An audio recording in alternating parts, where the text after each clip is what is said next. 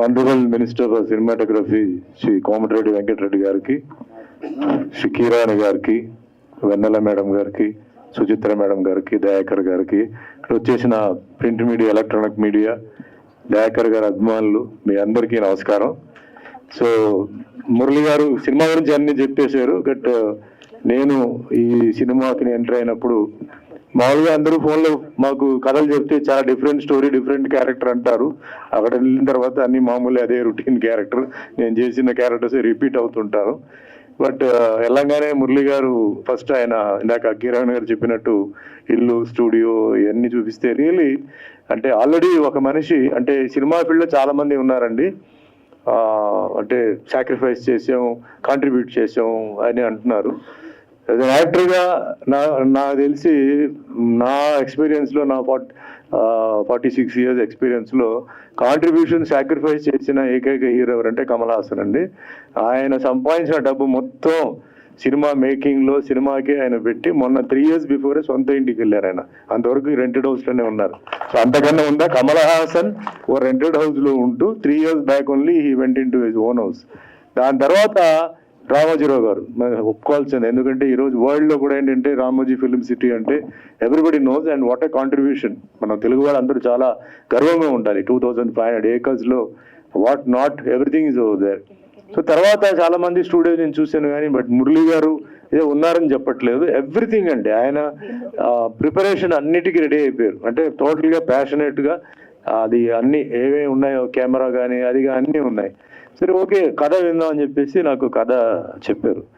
So కథ చెప్పినప్పుడు నాకు కథ అర్థం చేసుకోవడానికి కొంచెం టైం పట్టింది. ఎందుకంటే రియలీ డిఫరెంట్ స్టోరీ, అది రొటీన్ స్టోరీ కాదు చెప్పి రిలాక్స్ అయ్యాను. బట్ ఆయన చెప్పడంతో మెల్లిగా నేను ఎదురుకు వచ్చి క్యారెక్టర్ చెప్పారు. నాకు ఈ సినిమాలో it's very very variety, different performance and different character. I thank Murali garu for I given me different role. ఎందుకంటే మాకంతా ఏంటంటే చేసి విసుగు వచ్చేసి ఇంకేదో మేము పాకెట్ మనీకో, కబర్డ్ మనీకో దానికో చేస్తున్నాం. వీఆర్ సర్చింగ్ ఫర్ రోల్స్, అంటే మంచి roles, negative or positive. Given a very good role for me. Coming to the film, ఇందాక సాంగ్లోనే గద్దర్ గారు సాంగ్లోనే కథ అంతా వచ్చేసింది. ఐ థింక్ మీరు అందరూ డెఫినెట్లీ మీరు అర్థం చేసుకుని ఉంటారు. అండ్ ద 2 మెయిన్ అసెట్స్ ఎవరంటే వన్ ఇస్ కీరవాణి గారు అండ్ ఒకటేమో గద్దర్ గారు. సో కీరవాణి గారితో నా పరిచయం ఏంటంటే అందరూ అన్నమయ్య సినిమా, శ్రీరామదాస్ అనుకుంటారు. కాదు, దానికి ముందే ఆత్మబంధం చెప్పి ఒక సినిమాలో నాకు ఆయన బ్రహ్మాండమైన సాంగ్స్ ఇచ్చి పిక్చర్ 50% సాంగ్స్లోనే ఆడింది.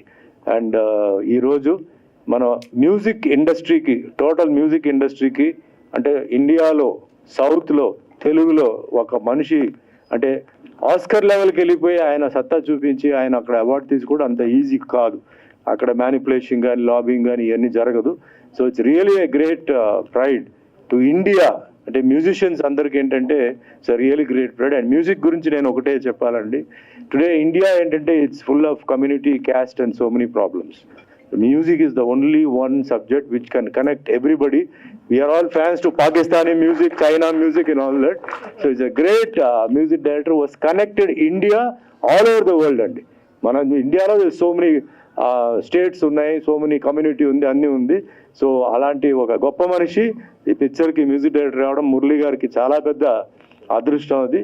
అండ్ గద్దర్ గారిది వన్ సైడ్లో అంటే ఆయన వే ఆఫ్ టెలింగ్ ఆ సాంగ్లో అందరికీ మనం ఏదో ఇప్పుడు చూసాం చప్పట్లు కొట్టేసి మనం వెళ్ళిపోవడం కాదండి.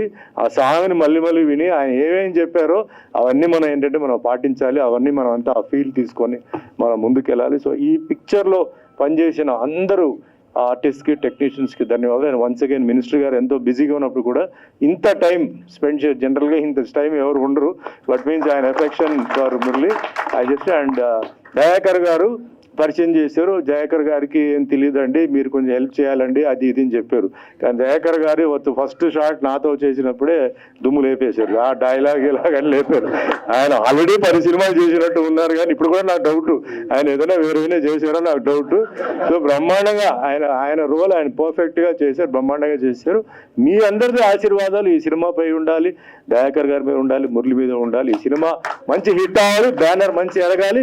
ఇలా ఎంతో మందికి అవకాశాలు ఇవ్వాలి. ఎంతో మంది పాపం అవకాశాల కోసం వెయిట్ చేస్తారు, వాళ్ళందరికీ ఇస్తూ all the best. Thank you.